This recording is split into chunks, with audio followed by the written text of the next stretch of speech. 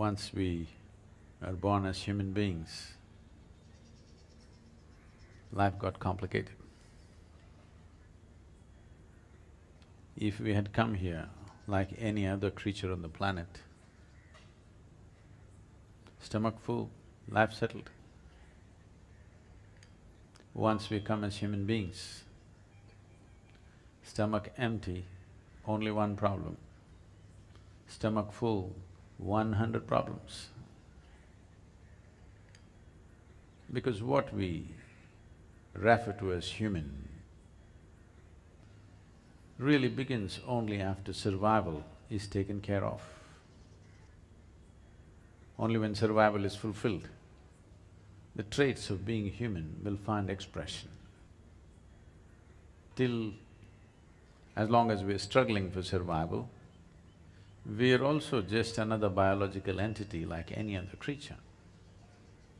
So what does it mean to be human? What is the significance?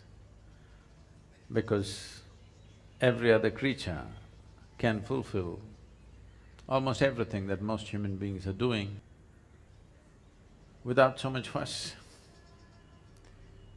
We are born, they are also born, just like us. We grow up with lot of fuss, they grow up without much fuss. For us, earning a living is a very big thing. All of them earn their own living. We may reproduce, they reproduce. We die, they die. All this we do with enormous fuss. They do it without much fuss in an eco-friendly manner. They conduct their life. Everything is a big fuss.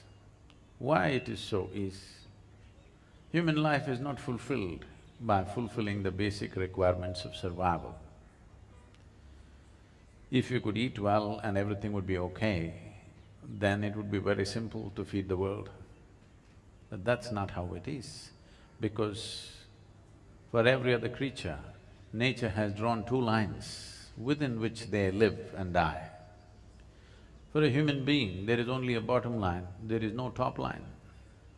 He can aspire for anything. Because there is no top line, people are struggling.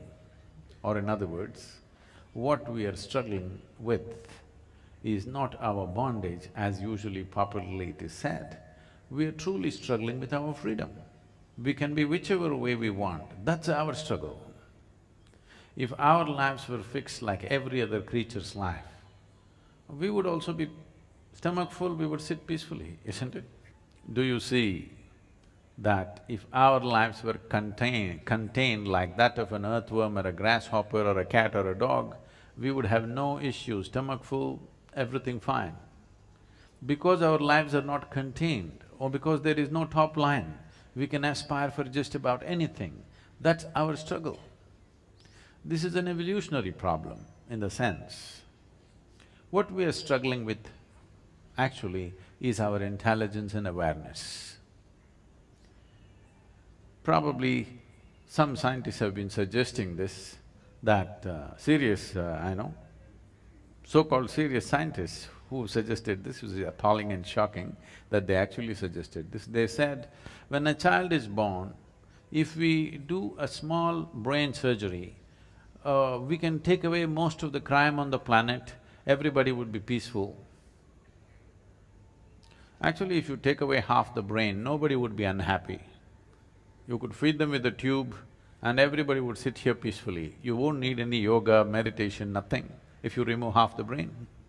If you take away the possibilities, the problems will go away, everybody knows that, yes?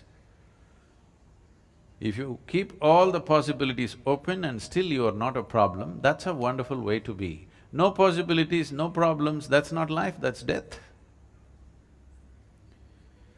So, what is this solution for the human predicament? Because no matter what happens, seems to be unfulfilled. Right now, living in this town, whatever aspirations you have, the moment it is fulfilled, you have a next aspiration, isn't it so? No matter where you are in your life, whether you are the king of this town or you're down there, you want something to happen in your life. If that happens, you want the next thing to happen. If that happens, you want the next thing to happen. So why are you going in installments like this? Suppose I make you the king or queen of this planet. No, don't look at me hopefully. Will I commit such a blunder?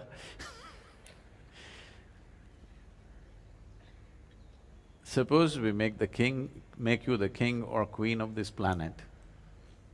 Would you be fulfilled? I'm asking you. Would you be fulfilled?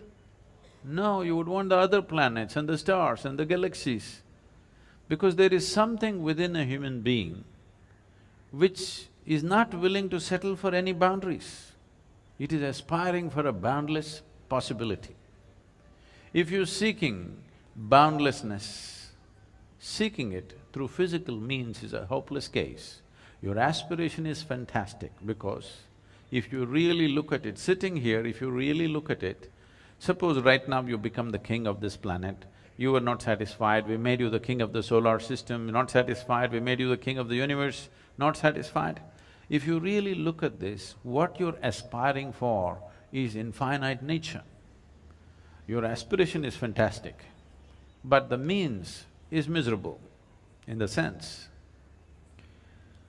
Suppose you're driving your car today and you saw the moon and you felt like going there. Sometimes the advertisements are so exaggerated, they told you if you really floor the accelerator, it will go to the moon. If you try very hard, you may go beyond the moon, but you will not go to the moon. Yes or no? Because a car is not a suitable vehicle to go to the moon. You need another kind of vehicle to go to the moon. So similarly here, through physical means we are trying to become infinite. Its aspiration is wonderful, but the vehicle is miserable because the nature of physicality is like this. Physical means it comes with a defined boundary. Only because there is a defined boundary, we can call this a physical body. If I take away all boundaries of this, can you call this a physical body if it is everywhere? Physicality means, the fundamental nature of physicality is a defined boundary. Without a boundary, there is no physical nature. But right now, there is something within you which is constantly aspiring to break the boundaries. Just look at yourself and see. Suppose we imprison you in a 5x5 cubicle, you will be very miserable. Tomorrow we announce your liberation and release you into a 10x10 cubicle. It will be wonderful for a day, but again you'll feel miserable. Then day after tomorrow we'll release you into a 100x100 cubicle. You will feel great for 3 days. Again it's the same thing. What I'm asking you is, it doesn't matter how big the boundary is. The moment you realize there is a boundary, you want to break it. Yes or no? This is the nature of the human being. It doesn't matter, all kinds of pacifist philosophies have been taught, be content with what you have, don't aspire for more than what you know, do not all kinds of things. It's not worked for a single human being. It only works when you're sick or when you're dying. You're sick and down today if I tell you, you should not aspire for anything, be satisfied with what you have, you will say, yes, anything is okay, just get me well. Tomorrow, once again the energy is back, ready for something more, yes or no? Only when you're beaten and down, then these philosophies will work. For a healthy, living human being, these philosophies of be happy with what you have doesn't work. Now, does it mean to say a human being has to be eternally in turmoil, eternally in struggle? No. What we do in terms of our aspiration is just this. Essentially, nothing is going to fulfill us unless we touch a boundless state. And boundlessness is not going to happen within the limitations of the physical. When I say within the limitations of the physical, right now your whole experience of life is limited to the physical. See, your experience of life right now is happening because you can see, you can hear, You can smell, you can taste and you can touch. This is the only way you know that you are here, isn't it? It is through five sense organs that you're experiencing everything. These five sense organs cannot perceive anything other than physical. You can only see the physical, you can only hear the physical, you can only smell, taste and touch the physical.